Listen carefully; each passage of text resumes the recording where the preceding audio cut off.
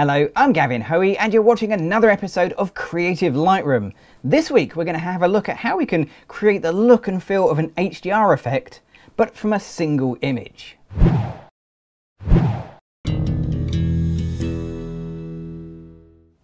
Now HDR, you either love it or you hate it. You've already decided which camp you fall in. Most people are quite happy with HDR, provided it's not the kind of the crazy, cartoony, over-the-top stuff, and that includes me. So to get an HDR look, I need a picture that has plenty of detail in the shadows, plenty of detail in the highlights, possibly some nice punchy colours as well, and a little bit of an edge, a sort of a crispness. So that's what we're going to create using nothing more than the standard features of Lightroom 5, although this is also compatible with Lightroom 4. So let's have a look at our starting picture, because that's kind of important. So the picture I'm going to start with is this one right here, and the reason this is going to make a great pseudo or fake HDR effect is because if I go to the histogram and I turn on the clipping for the shadows and the highlights, you'll notice there's no highlight clipping in here at all. There'd be a sort of a red little spotches and blotches if there were. Even this area, which I thought probably was blown out, has some detail in it. The shadows, there's a little bit of blocking on the shadows, but that's okay. A little bit on the shadows is alright. You don't want too much blown out highlights, otherwise this effect doesn't work. So we've established this is going to be a good image for HDR. So let's jump into the basic panel here and make a few changes. Now the changes really are all about bringing out shadow and highlight detail. That's at heart what HDR actually is. So let's go to the highlights and I'm going to bring that all the way down to -100. So I've recovered the maximum amount of highlight detail that I can.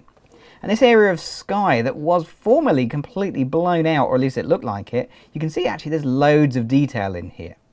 Now it's worth stressing I'm using a RAW file. If you're trying to do this with a JPEG image, you're not going to get anywhere near as much data recovered. So that works for the highlights. What about the shadows? Well, let's increase the shadows, so we'll go up, all the way up to maximum +100, and I'll recover as much of the shadow detail as I can. And this is really starting to have that HDR feel.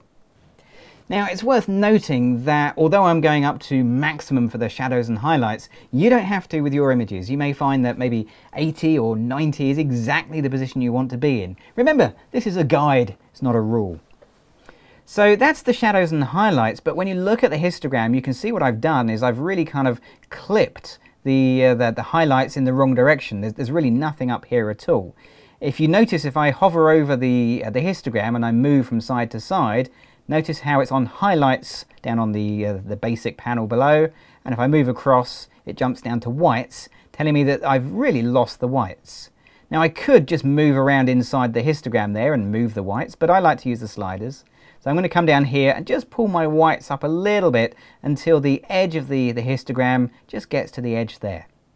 And that gives me a great amount of detail in the whites.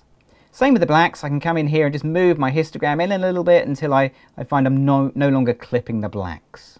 So now I've got a nice full range of tones in that picture, but plenty of shadow and highlight detail. Now one more slider I like to use when I'm doing my pseudo HDR effect, and that's clarity. I don't know whether I ever mentioned it. Did I ever mention how I kind of like clarity? I love clarity, totally addicted. So I'm going to get the clarity slider, I'm going to push it high, really high, yeah, maximum. So I'm going to really max out the slider. Ever since Lightroom 4, then you've been able to do this because you've had shadows and highlights and this new clarity, and I absolutely love it, great effect.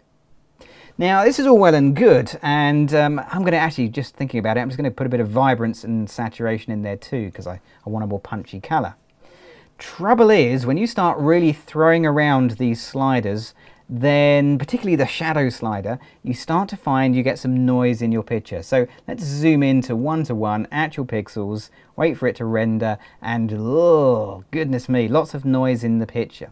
Now this isn't exactly a high ISO, it was only ISO 400, so it wasn't really a high ISO shot, but by moving those sliders to the extreme, you emphasize the noise in your picture.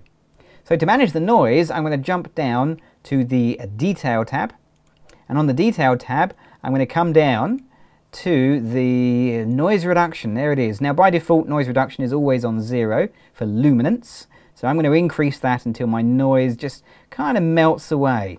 Now I don't want to go too far because I'll melt away the whole picture and it'll look silly.